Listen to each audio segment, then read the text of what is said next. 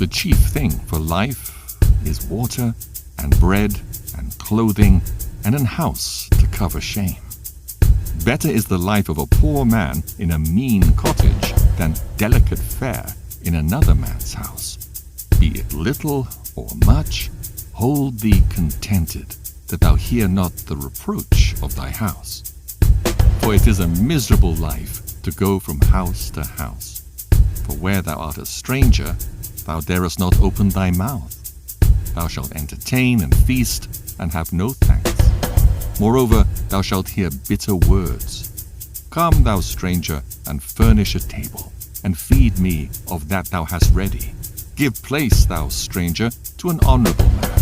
My brother cometh to be lodged, and I have need of mine house. These things are grievous to a man of understanding, the upbraiding of house room, and reproaching of the lender. Chapter 30. He that loveth his son causeth him oft to feel the rod, that he may have joy of him in the end. He that chastiseth his son shall have joy in him, and shall rejoice of him among his acquaintance. He that teacheth his son grieveth the enemy, and before his friends he shall rejoice of him.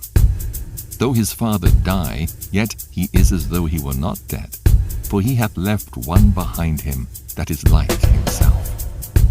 While he lived, he saw and rejoiced in him, and when he died, he was not sorrowful. He left behind him an avenger against his enemies, and one that shall requite kindness to his friends.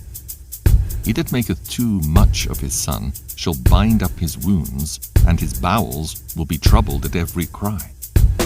An horse not broken becometh headstrong, and a child left to himself will be wilful.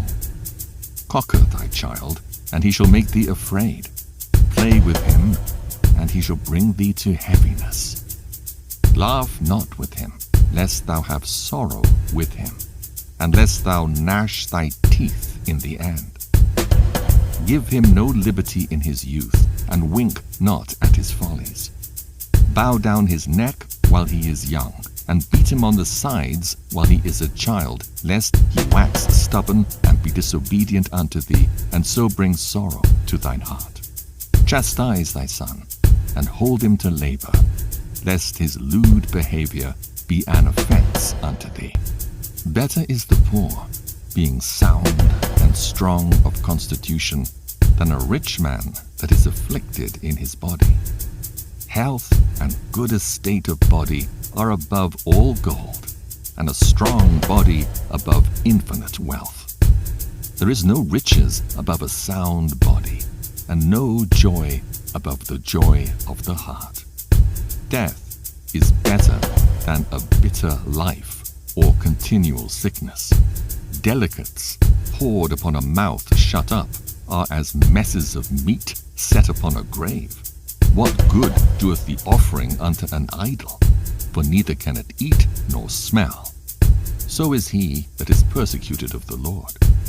He seeth with his eyes, and groaneth, as an eunuch embraceth a virgin, and sigheth. Give not over thy mind to heaviness, and afflict not thyself in thine own counsel. The gladness of the heart is the life